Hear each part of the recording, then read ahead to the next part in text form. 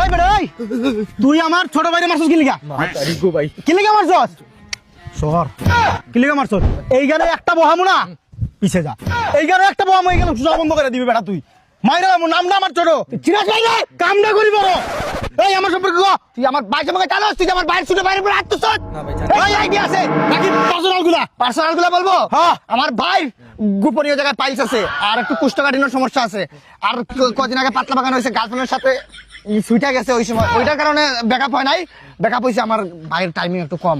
বর্তমানে মনোরোগ বিভাগে চিকিৎসা চলতেছে সরকারি মেডিকেল।